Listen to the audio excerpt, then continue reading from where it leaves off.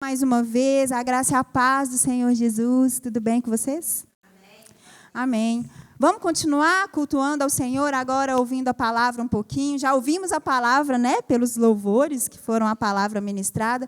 Agora eu vou pedir para você abrir a sua Bíblia na primeira carta de Pedro. 1 Pedro, no capítulo 1. Nós vamos ler dos versículos 13 ao 16. Amém?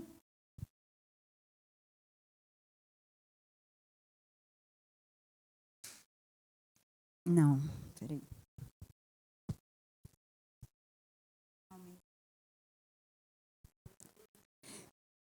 1 Pedro 1, 13 a 16. Diz assim, ó.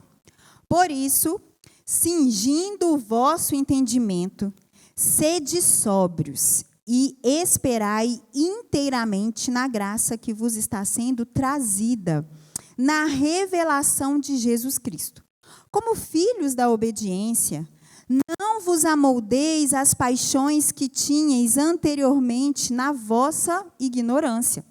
Pelo contrário, segundo o que é santo, aquele que vos chamou, tornai-vos santos também vós mesmos, em todo o vosso procedimento. Porque está escrito, sede santos, porque eu sou santo. Feche os seus olhos mais uma vez, Pai. Essa é a sua palavra, Senhor. E nós estamos aqui à disposição do seu Espírito. Queremos te ouvir mais uma vez. Queremos ser tocados, ser mexidos, restaurados, renovados, Senhor, pelo poder da sua palavra. Que o Senhor venha trazer luz aos nossos caminhos nesta manhã. Nós repreendemos toda distração. Nós repreendemos aqui, Senhor, todas as barreiras do inimigo contra as nossas vidas. Deus, enquanto estivermos aqui, guarda aquilo que é nosso, que recebe o nosso nome, em nome de Jesus. Amém. Meus irmãos, eu intitulei essa mensagem como um convite à santidade. E eu achei uma bênção, porque hoje na escola bíblica dominical, o João falou tantas coisas que eu quero falar aqui, então eu vejo um alinhamento do céu para essa igreja. Se você não estava aqui, você vai ouvir, assistir, né? Porque foi gravado também.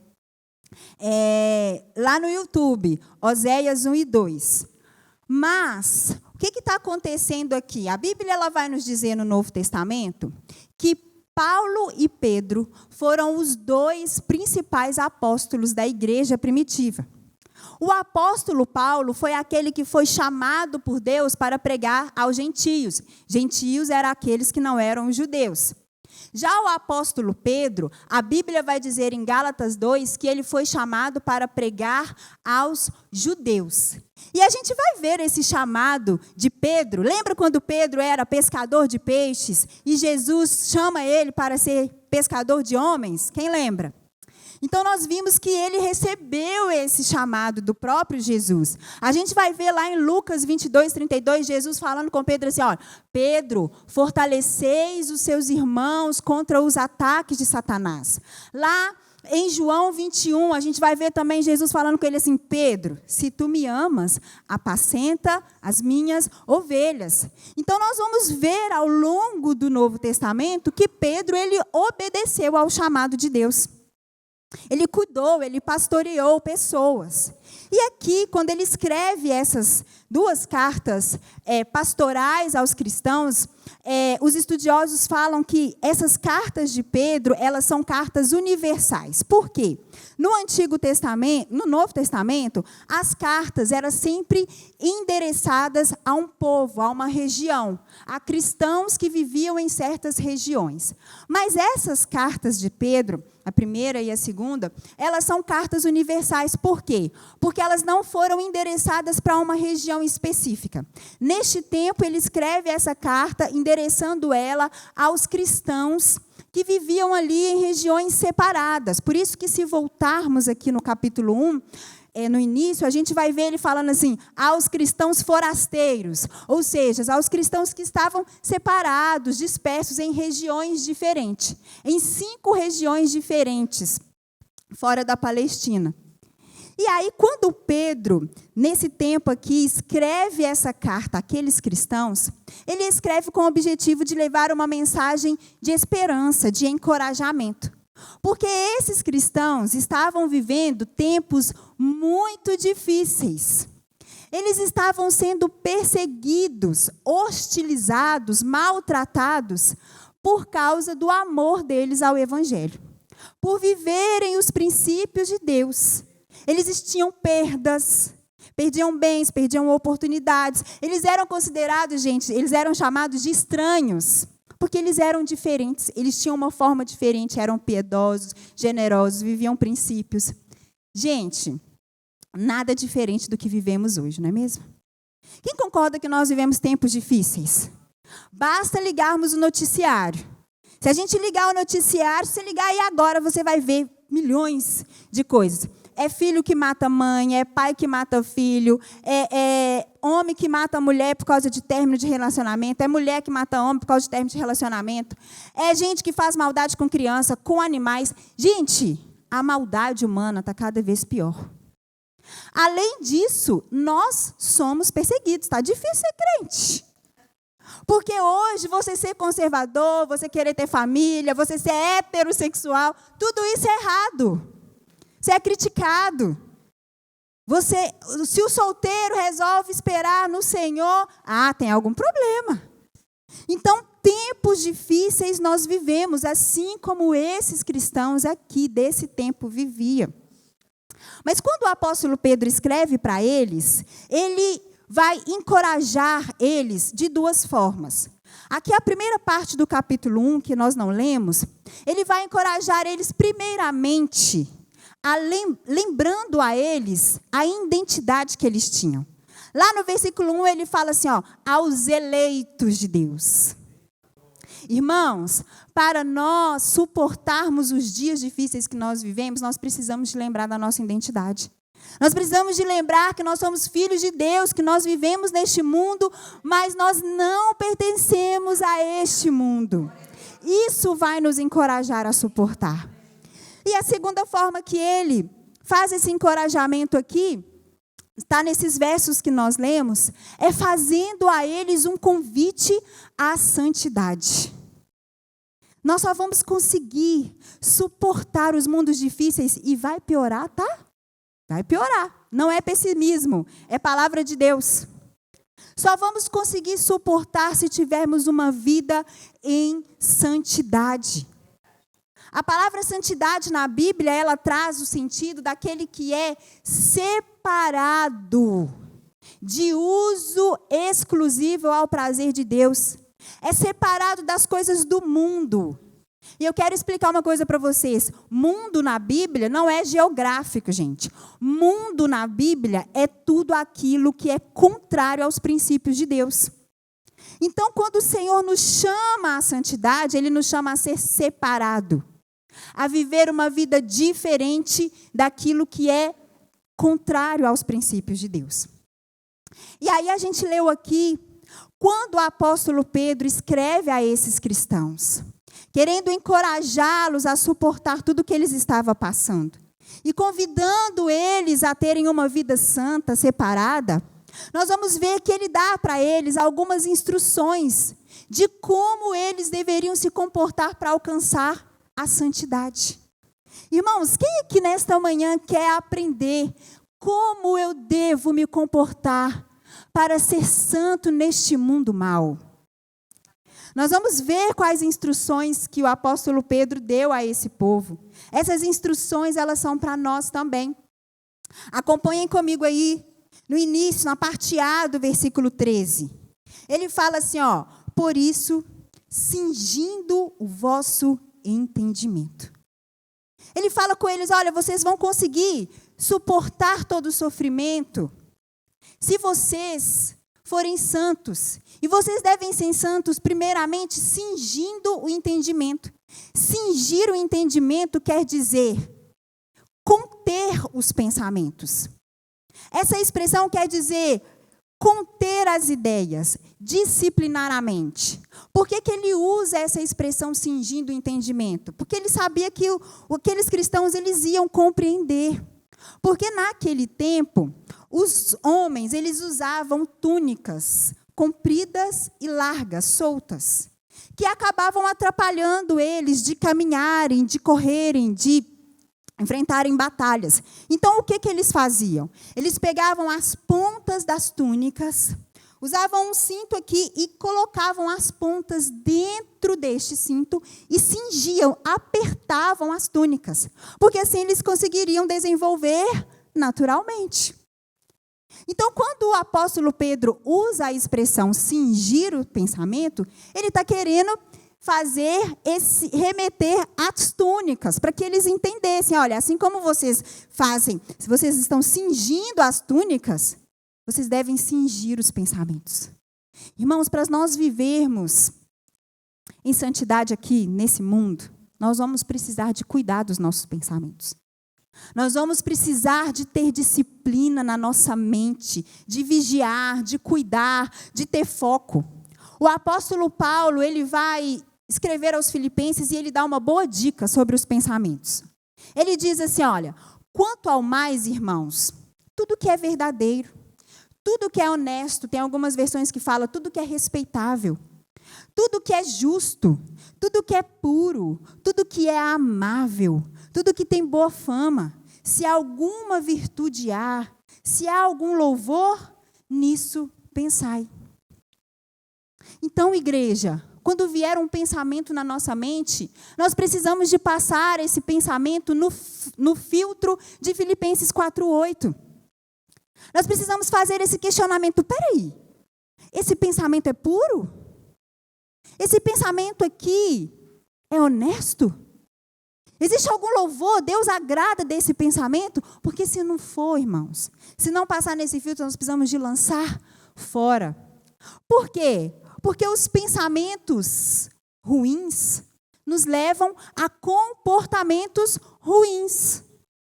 A palavra de Deus vai dizer, lá em Provérbios 23:7, porque como imagina o homem em sua alma, assim ele é. Tem versões que falam, como o homem pensa, assim ele é. Ele está querendo dizer que os pensamentos, as intenções do coração, revelam o caráter do homem. Fala sobre a pessoa que ele é. Por isso que nós temos que vigiar os nossos pensamentos, cuidar da nossa mente. E nos lembrar que os pensamentos, eles começam em algum lugar. Nenhum pensamento vem do nada. O pensamento, geralmente, ele vem daquilo que nós vemos, daquilo que nós ouvimos. Então, aí fica aquela pergunta, de que nós temos nos alimentado? O que nós temos assistido? Irmãos, deixa eu falar uma coisa para vocês. Não tem visitante aqui hoje, né? Só tem uma pessoa, duas. Culto pastoral, tá? Culto de ensino, de alinhamento. Então, nós vamos fazer aplicações. Deixa eu falar uma coisa com vocês. Cristão não assiste cena de sexo em filme. Cristão não assiste Big Brother. Cristão, irmãos, não assiste desfile de escola de samba. Não tem nada lá para um cristão ver. Nós precisamos de cuidar daquilo que nós assistimos. Porque às vezes também tem outro lado. Às vezes a gente está assistindo algo que é legítimo. Notícias. São legítimas, não foi a gente que fez aquilo ali? Mas cuida, porque às vezes você assiste tanto, uma atrás da outra, uma tragédia atrás da outra, que daqui a pouco aquilo está gerando em você pensamentos de ansiedade, pensamentos de pânico, de medo. Cuidado. Eu falo muito isso lá em casa. Não gosto de ficar o tempo todo assistindo notícia ruim. Não é bom. Cuida, meu irmão, de que você está passando muito tempo vendo. Às vezes é o Instagram, o tempo todo rolando no feed. E vendo, assistindo a vida das pessoas. Daqui a pouco você está se comparando. Daqui a pouco você está com descontentamento com a sua vida, com a sua casa, com a sua família, com o seu marido. Ah lá, o marido da outra deu presente, ela postou. Ah lá, agora ele levou ela para passear. Ah lá, agora foto de declaração de amor. Aí daqui a pouco você está assim, ai, meu marido. Eu estou falando para as mulheres, mas vale para os homens também. Então, cuida. As redes sociais, elas nos manipulam. YouTube, Instagram, essas coisas. A gente assiste uma coisa, daqui a pouco eles estão mandando um tanto de coisa. Às vezes você não está nem querendo comprar. Quando você vê, você já fez um tanto de dívida. Porque toda hora ele te apresenta um produto que você pesquisou lá, que você fez uma pesquisa, de uma pesquisa vem 1000 coisas. Cuidado. Cuidado com o que você ouve. As conversações. Isso tudo vai gerando pensamentos pecaminosos. Por isso que a palavra diz que nós precisamos renovar a nossa mente com a palavra de Deus. Ah, então, Fernanda, eu nunca mais vou olhar a rede social? Vai, irmão. Vai. Mas deixa eu falar uma coisa para vocês. Ovo é saudável. Mas eu não posso me alimentar só de ovo, posso? Então é isso. Pensa do que você se alimenta. E pensa do que você está se alimentando mais. Porque a Bíblia fala que nós podemos nos alimentar de outras coisas. Sim. Ninguém vai ficar, né, gente? Aleatório ao mundo. Mas a Bíblia, ela precisa de ser aquilo que você mais consome. As coisas do Senhor.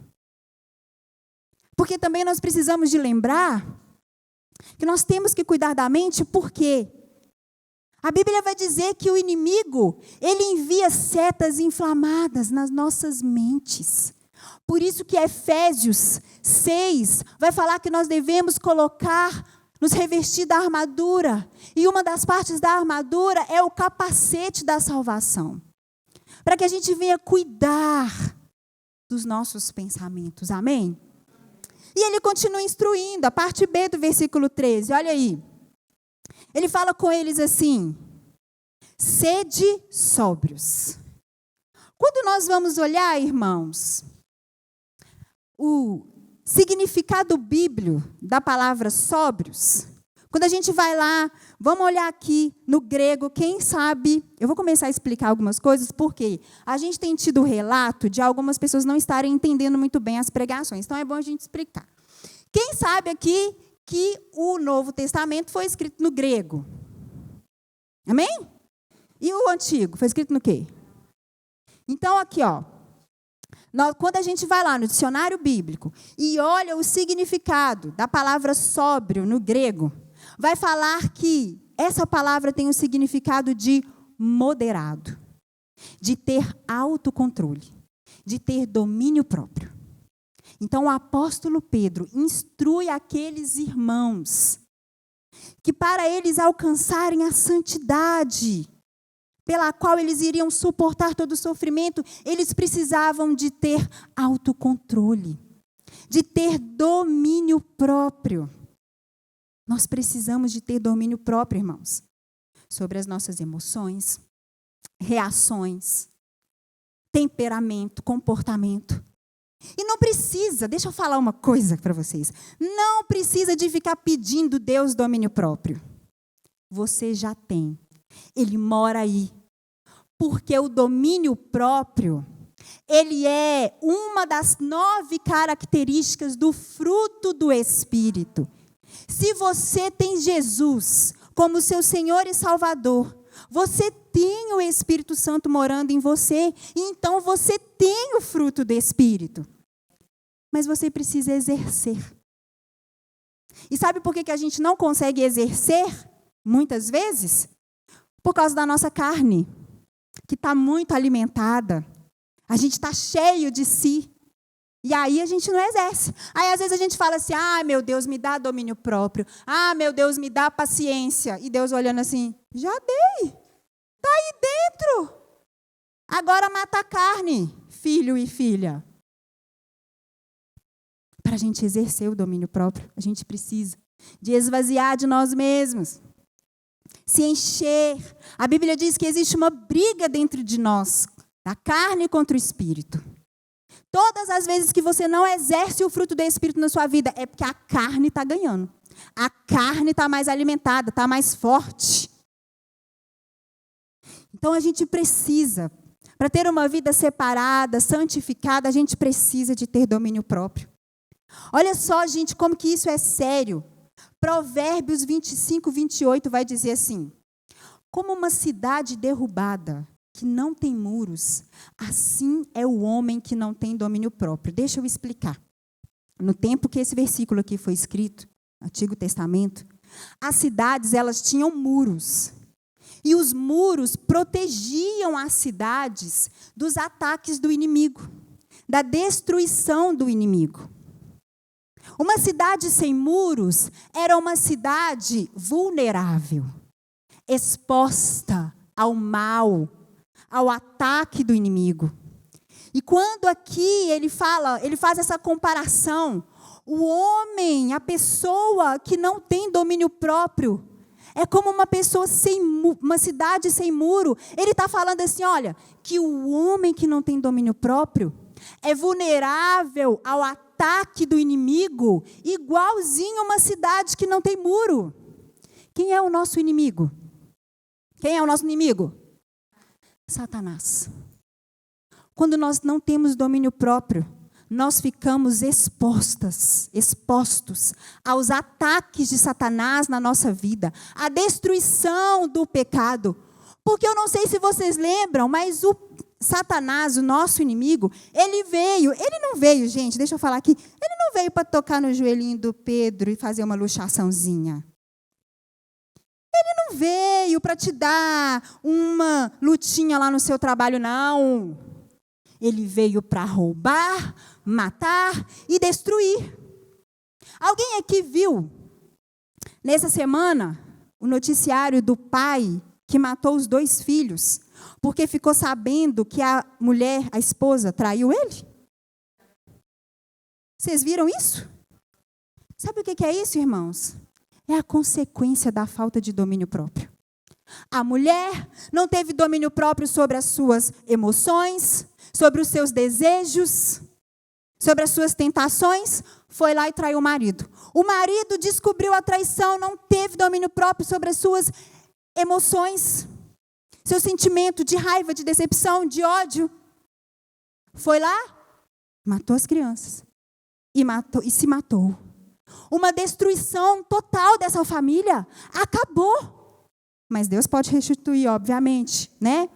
Mas eu estou querendo trazer para vocês como que é. Às vezes você é daquele que fala assim, comigo é assim, bateu, levou. Não leva o desaforo para casa. Que lindo. É muito legal, mas não é bíblico. Porque a Bíblia fala que nós temos que ser tardios para falar. Não é bateu, levou. É bateu, a Bíblia diz, dá outra face. Autocontrole, domínio próprio. Eu sou aquela pessoa que eu não aguento ver, porque se eu tenho o cartão e o cartão está passando, eu vou comprar. E depois vem. Toma cuidado. Tem que ter domínio próprio. Amém? Para termos santidade, vamos ter que ter domínio próprio. Saber controlar as emoções, o temperamento. Cadê os sanguíneos, os coléricos? Olha, você vai entrar no céu, mas você precisa de exercer o fruto do Espírito. Porque existe. Porque assim, gente, existe. Existe solução, está aqui. Mas é porque lá na minha família, todo mundo era assim. Minha família é família de pessoas que são fortes, que gritam, que são isso, que são autoritários. Porque a minha vida eu sofri demais, então eu sou assim, eu sou desconfiado, eu resolvo tudo. Não. Você nasceu assim, mas você não chama Gabriela. Você não vai morrer assim. Você já morreu, na verdade. Amém? E nasceu de novo em Cristo. Então você vai exercer, nós iremos exercer o domínio próprio. E ele continua aí na parte C do versículo 13, instruindo aos irmãos. E esperai inteiramente na graça que vos está sendo trazida, na revelação de Jesus Cristo. Ele está falando aqui, olha, depositai toda a esperança de vocês na graça de Deus, no favor de Deus, na recompensa de Deus. Irmãos, quando nós depositamos toda a nossa esperança em Deus, nós sabemos que vale a pena renunciar a nós mesmos, que vale a pena matar a carne para exercer o fruto do Espírito, que vale a pena o sacrifício, as perdas terrenas. É como o atleta que está disputando ali né, que está visando ali a Olimpíada, que está visando ali um campeonato. Quem é que é atleta? Quem já teve, assim, coisas de atleta? Sabe como que é o sacrifício? Você tem que ter disciplina, acordar cedo. Tem que ter disciplina para comer. Enquanto está todo mundo comendo hambúrguer, você não. Né? Tem que ter horário, tem que cuidar da mente. Mas o atleta, ele tem uma motivação que é o quê? A esperança da vitória. Então, ele continua se sacrificando porque ele sabe que ele vai ter uma recompensa. Nós devemos ser como os atletas. Ter a esperança em Deus. Sabendo que nossa recompensa está nele. Então, vale a pena. Vale a pena eu dizer não para o pecado. Vale a pena eu sofrer um ataque e, me calar. Espera aí, não vou falar agora não. Vale a pena. Porque vai ter a recompensa. Como aquela música. E ele virá, me ajuda aí. Ele virá soberano em poder. E ele virá. E o governo está nele. Veja, ele traz consigo a sua recompensa. Oh, aleluia! É a recompensa da eternidade. Oh, meu irmão, porque mais vale eu perder tudo aqui e ganhar eternamente, ganhar a presença de Deus, do que eu ganhar essas coisas todas aqui, do que eu, fui lá, fiz, aconteci, falei, resolvi, e perder. Como aquela música, eu estou igual ao pastor Mateus, tudo é perda. Ela fala, né? Como é que é? De que vale é ter tudo e não ter nada. Sim, sabe? A gente precisa de entender que a nossa recompensa vem do Senhor. Assim nós vamos conseguir ser firmes nos princípios. Assim nós vamos conseguir sacrificar a nossa carne. Assim nós vamos conseguir zelar pela palavra de Deus, honrar a palavra de Deus. E ele continua dizendo aí, versículo 14, ele vai dar mais uma instrução. A quarta instrução. Como filhos da obediência, não vos amoldeis às paixões que tinhais anteriormente na vossa ignorância. Pelo contrário, segundo é santo aquele que vos chamou, tornai-vos santos também vós mesmos, em todo o vosso proceder. Então, ele está falando aqui, olha, não retorne à velha vida, às velhas práticas.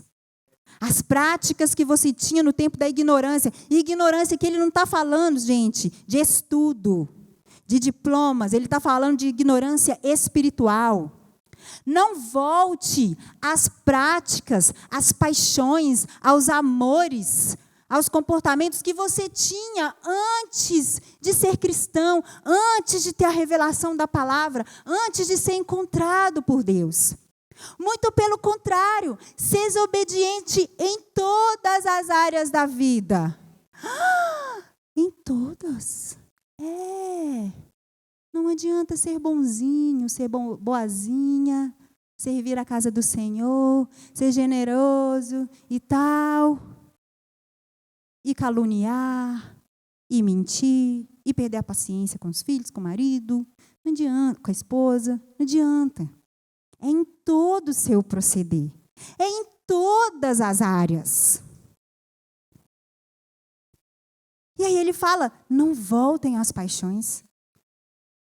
Não voltem à velha vida. Irmãos, para nós alcançarmos a santidade em Deus, temos uma vida separada, uma vida santa, para uso exclusivo de Deus, não vai dar para continuarmos vivendo paixões antigas, comportamentos antigos. Não cabe mais, meus irmãos.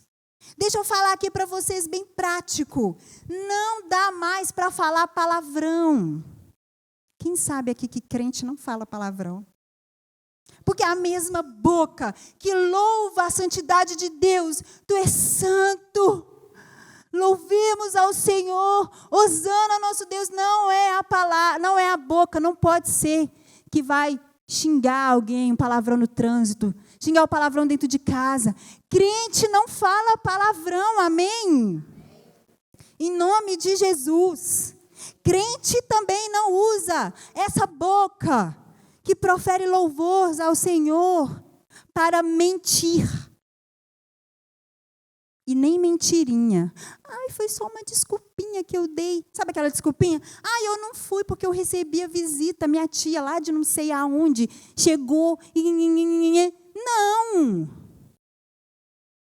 Crente não fala mentira, nem mentirinha. Você não foi porque você não quis? Irmão, fulano, ciclano, beltrano, sei lá. Não fui, eu não estava disposto, eu não queria. Eu queria ficar em casa. A verdade tem que ser dita, porque a verdade liberta. Crente não fala mentira. Crente também não aumenta caso. Vai contar a conta do jeito que foi. O pai da mentira é o diabo.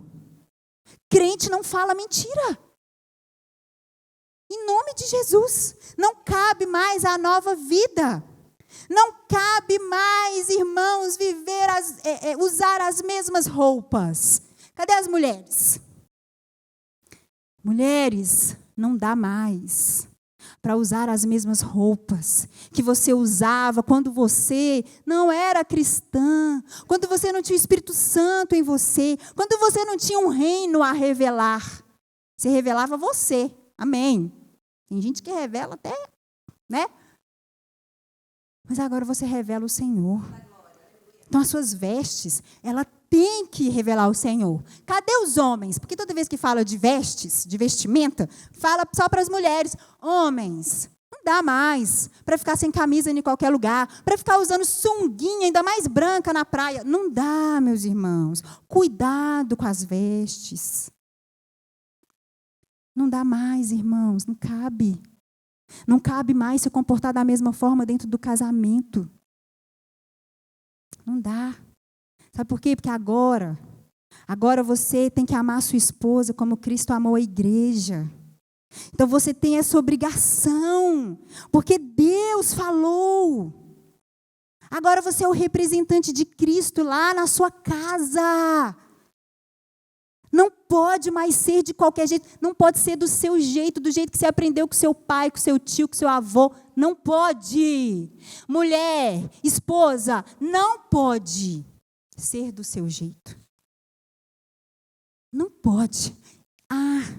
Nossa, escuto tanto isso. Porque lá em casa, minha mãe, ela me criou para ser assim, sabe, independente.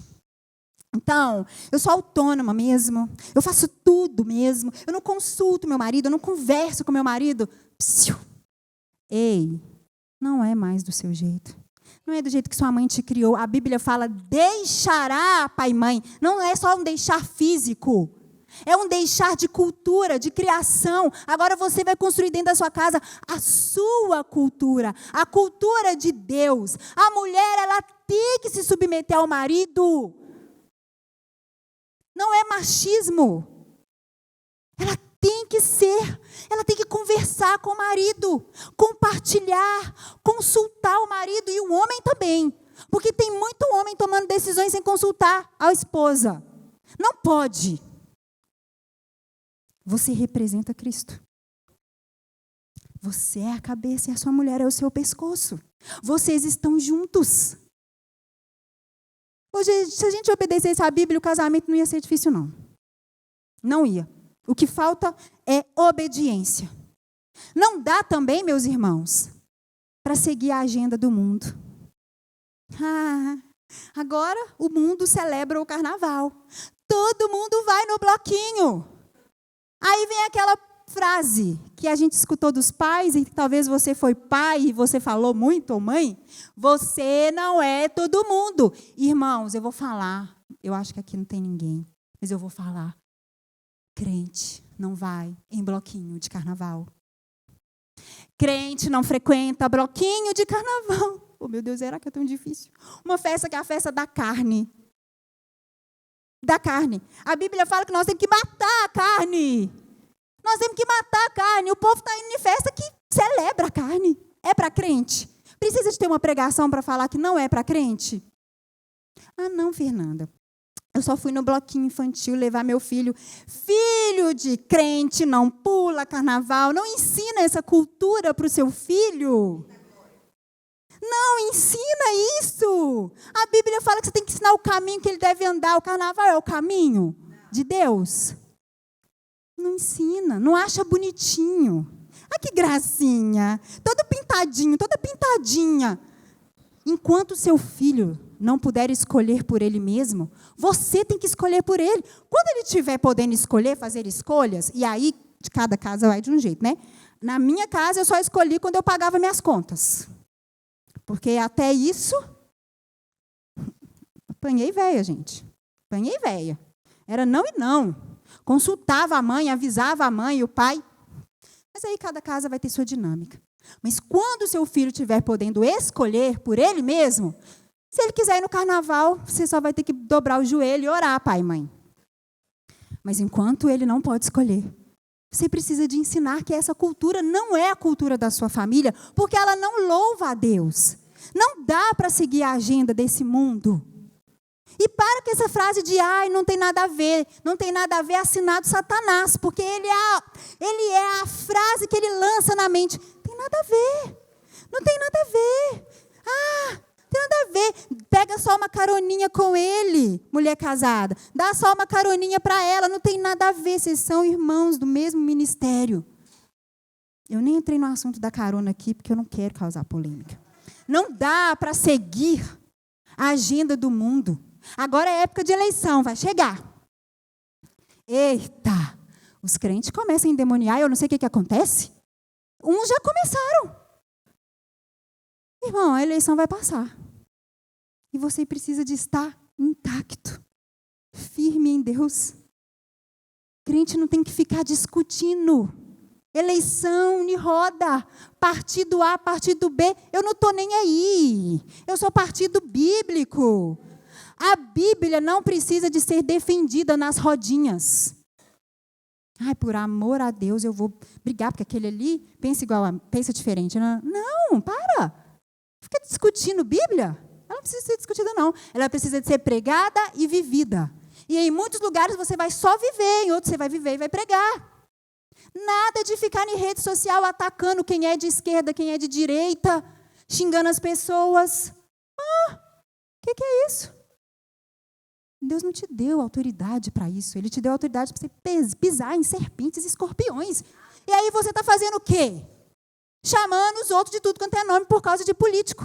Está pisando em serpentes ou escorpiões ou está dando mais alimento para eles? E se prejudicando, porque eles não conhecem a verdade, você conhece. Também vai ter uma agenda aí. Esse ano de 2026, os crentes vão ter que orar mais. Está cheio de distrações no mundo. Eleições, Copa do Mundo. Todo mundo vai para o barzinho assistir o jogo.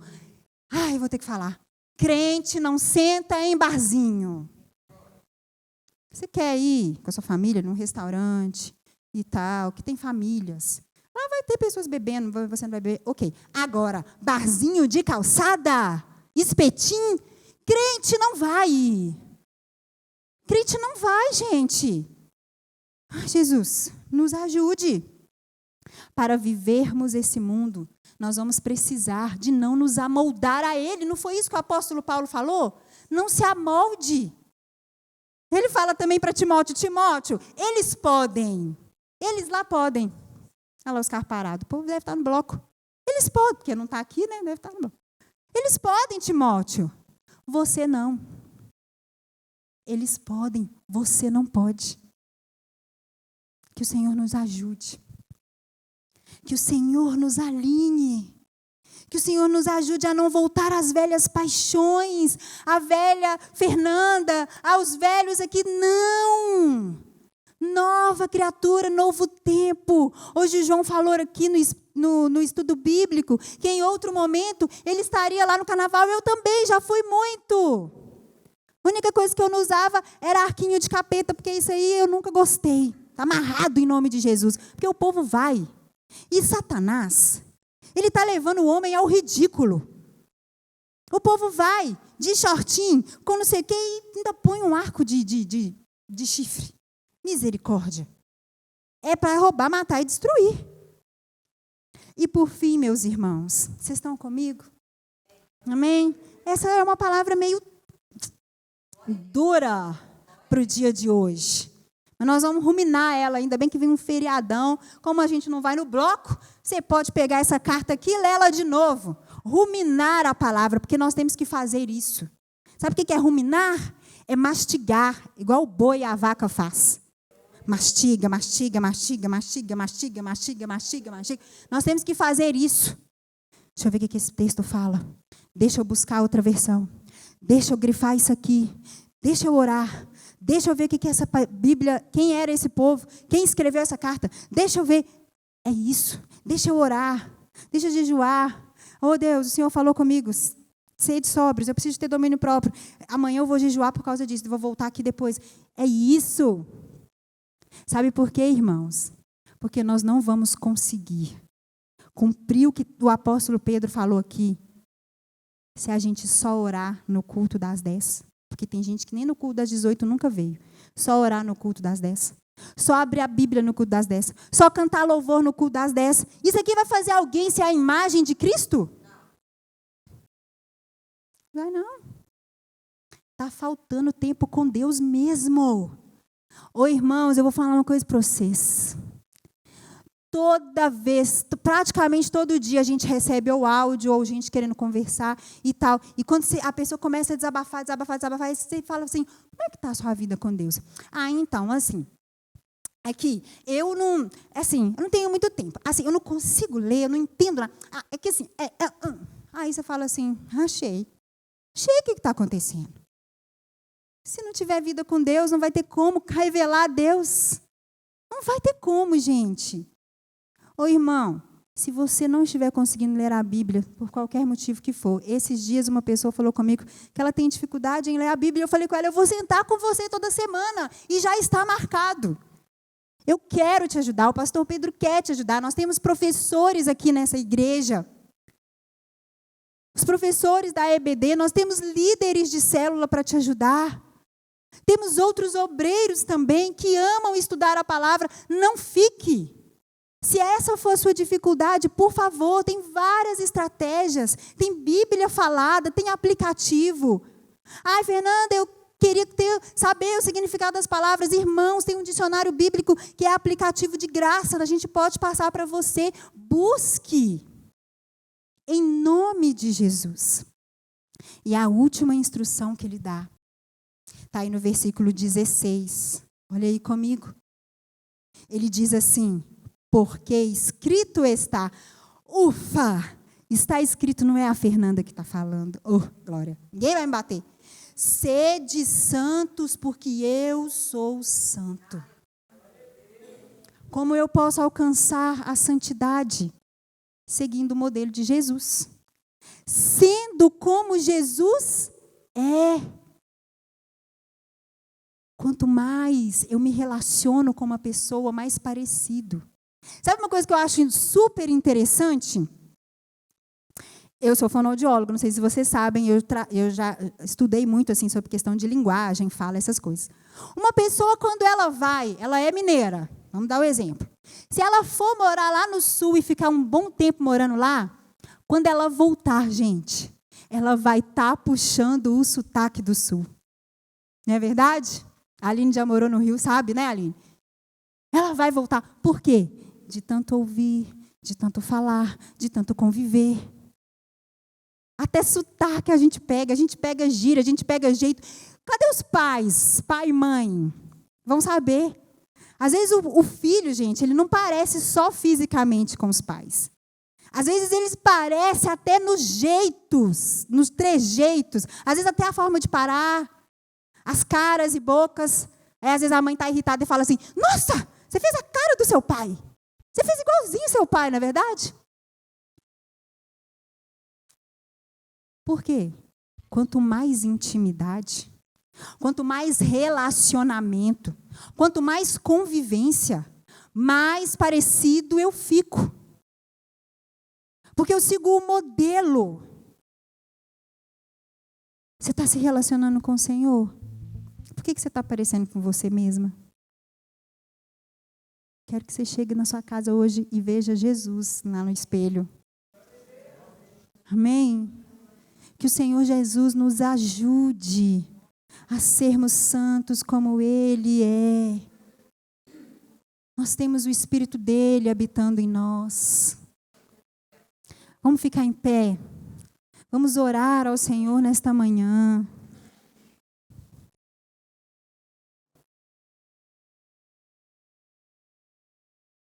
Feche os seus olhos. Você sabe qual lado que pega para você.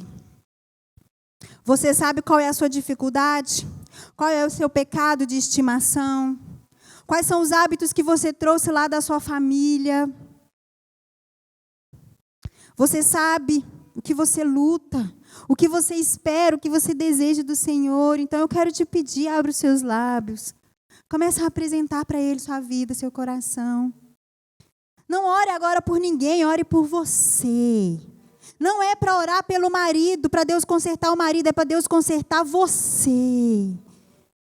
É você e o Senhor. Senhor, nós estamos aqui porque nós entendemos que nós precisamos de Ti.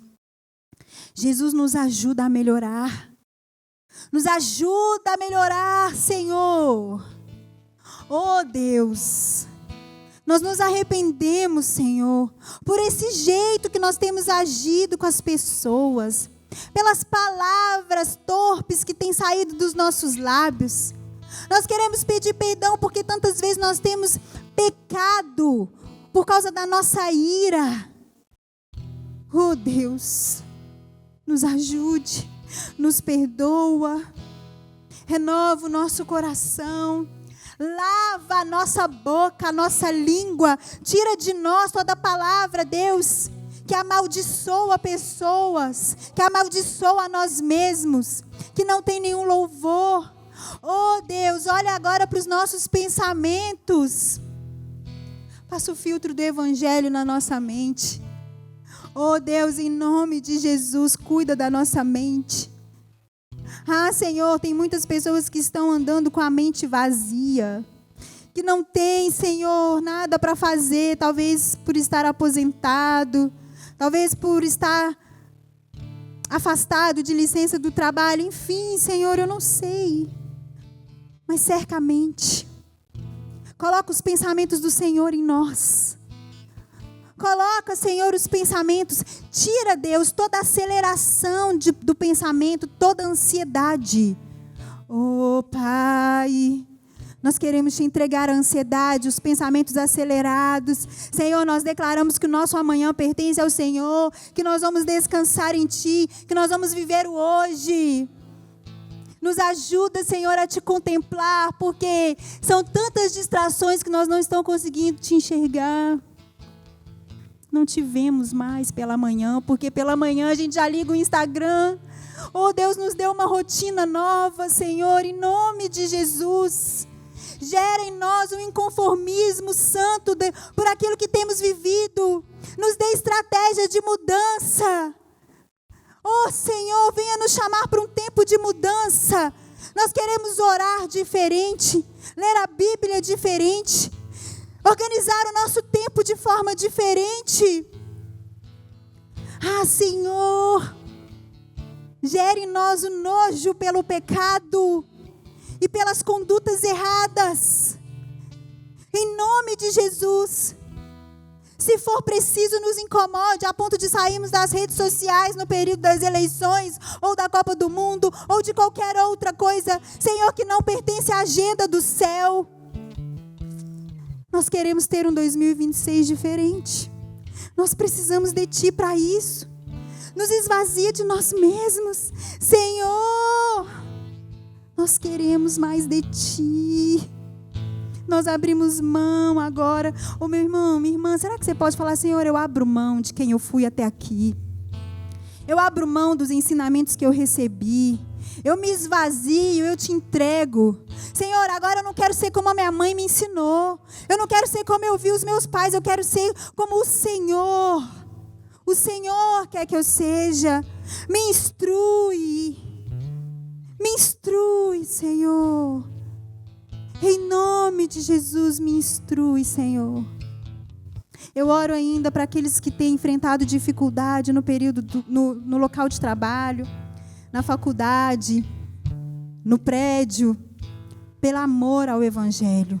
Aqueles que têm sido perseguidos, que tantas vezes se questionam e que tantas vezes não conseguem se manter firmes e acabam cedendo, flertando com o pecado, negociando princípios ou respondendo de uma forma que não deveria responder. Oh Deus, renova as forças do seu povo. Em nome de Jesus, renova as forças do seu povo. Dê sabedoria a eles, para que eles venham responder contra os ataques das pessoas de uma forma amorosa. Ou talvez nem responder, mas pela expressão que a gente venha falar do Senhor, Jesus. Olha para este homem, para essa mulher que tem sido perseguido, que tem sido tentado diariamente. Oh Senhor, dê força, em nome de Jesus. Fixa o olhar dos teus filhos no Senhor, sabendo que o Senhor virá soberano em poder para nos buscar e que a recompensa está assim. As palavras que foram lançadas sobre você, por causa do seu amor a Cristo, da sua obediência. Ah, meu irmão, eu quero te dizer que o Senhor sabe os pensamentos que Ele tem sobre você. Ele já tem todas as palavras decretadas ao seu respeito. Você pode ser estranho para o mundo, mas para Deus você é o filho amado. Continua, persevere, suporte. Não negocie. Não negocie. Em nome de Jesus.